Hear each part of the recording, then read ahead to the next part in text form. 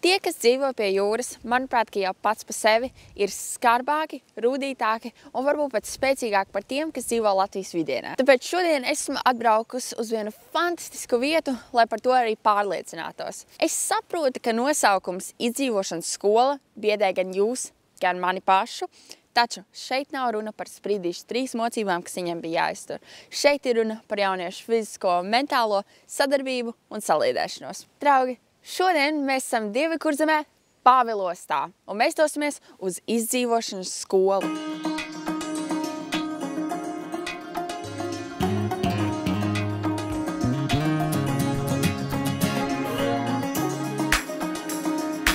Sveiks, Oskar! Sveiki, Ieva! Braucot uz šo izdzīvošanas skolu uz Pāvilostu, es prātoju, kāpēc tieši ir šāds nosaukums Izdzīvošanas skola? Vai tu māci jauniešiem izdzīvot? Tad, ja mēs runājam par jauniešiem, tad mēs mācām izdzīvošanas prasmes, kas ne tikai jauniešiem, bet arī pieaugušiem palīdz būtībā sagatavoties ārkārtas krīzes situācijām. Tas ir viens no prasmu viedokļa, bet otrs mēs mācām arī dzīves vērtības. Mums 8 gadu laikā izveidojies mūsu sauklis ir, tev ir jāiemācās izdzīvot, lai tu varētu pilnvērtīgi dzīvot. Tas nav tikai par izdzīvošanu mežā, bet izdzīvošanu un dzīvošanu dzīvē. Cik sen jau vispār pastāv šī izdzīvošanas skola? Būtībā izdzīvošanas skola, mēs šogad svinēsim 8 gadus. Jā. 8 gadus, jā. Un mēs sākām ar Pirmais pasākums mums bija tēva-dēla pārgājiens ziemā, un tas notika Cēs pusē. Un tā mēs esam izauguši jau par organizāciju, kas darbojās visas Latvijas, gandrīz lielākās Latvijas mērogā. Jā. Vai sākotnējais mērķis ir mainījies, vai viņš ir palicis tāds pats, vai tieši pretēji paplašinājies?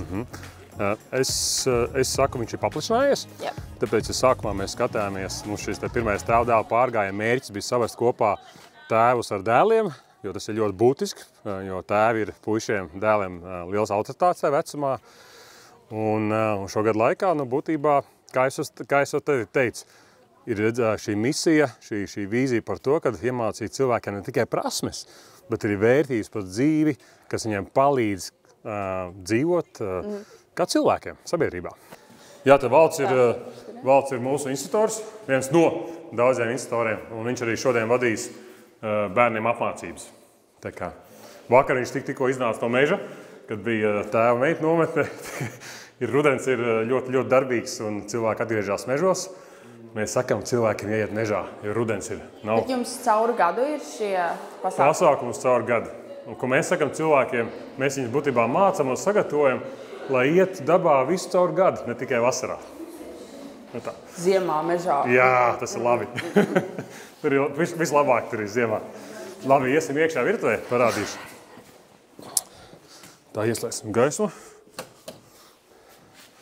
Lūk, šeit mums ir, tā kā vasarā notiek mums nometnes, tad šī ir tāda telpa, kur notiek plānošanas, kur notiek labas sarunas instruktoriem, kur arī mums ir atbalsta komanda, kas palīdz organizēt nometnes, un te ir mūsu tāda vērtības siena. Es varētu teikt, tas, kas raksturo izdzīvošanas skolu. Te ir tāds bildes no mūsu vasaras nometnēm, kur ir puišu nometnes mums ir, un arī nometnes tēviem, vīriem. Es pat teiktu tā, mēs viņus nesaucam par nometnēm, bet par kursiem. Jo tu zini, Ieva, kāda atšķirība ir starp nometni un kursu?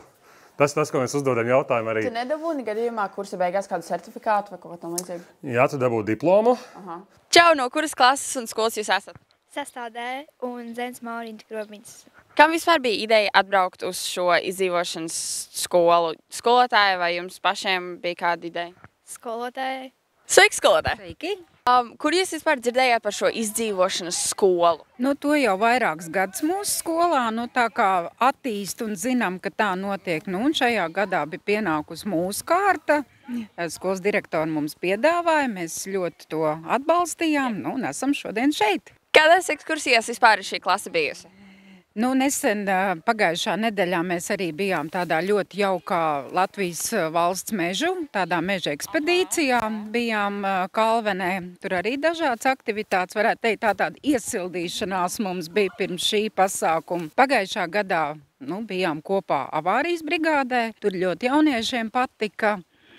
Arī jau tā izdzīvošana, tā pierādīšana sevis, tā atraktivitāte. Galvenais jau mēs varam redzēt, kā tas kolektīvs veidojas. Ko vēl var darīt, ja nav lumpu krāsa? Jūs esat redzējuši egles priedes, ka izdala sveķus mežā. Arī to var izdarīt.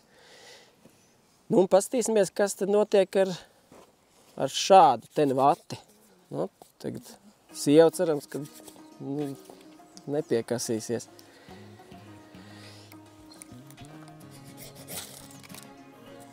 Aizdegās. Un tagad paskatīsimies, cik ilgi šāda vata deg. Redzējāt, šī vata nodzisa diezgan ātri. Jums visā Latvijā ir ļoti populāri tas tēvu un meitu un tēvu un dēlu salīdzēšanās pasākumu izdzīvošanu. Es skatos, ka jums arī klases ļoti bieži brauc. Kā jums vispār šis pasākums kļuva ļoti populārs? Es teiktu tā, tad, kad dara labu lietu un dara to ļoti labi, un tad arī cilvēki to redz un novērtē un redz, kad ir vērts braukt un piedalīties. Pālostā mums ir šī nometņu centrs, bāzes vieta, kur noteikti mūsu nometnes un arī citiem iespējas atbraukt ar savām nometnēm. Bet mums ir Baldonē apmācības arī bērniem, un tad arī tā kā, esam ar skolēniem strādājam arī ar Rīgas bērniem. Rīgas bērniem. Kurš vispār ķer lielāku kaifu? Tēvi vai meitas un dēli? Es teiktu tā, katram, jebkurš bērns, ik viens bērns, kurš atbrauc kopā ar savu teiti, tas ir viņam vienreizējs dzīves notikums. Un tur nevar salīdzināt. Katram ir savas emocijas un savu pieredzi. Liels paldies par šo stāstījumu, par šo ekskursiju un vispārējo. Tiešām ļoti novērtēju.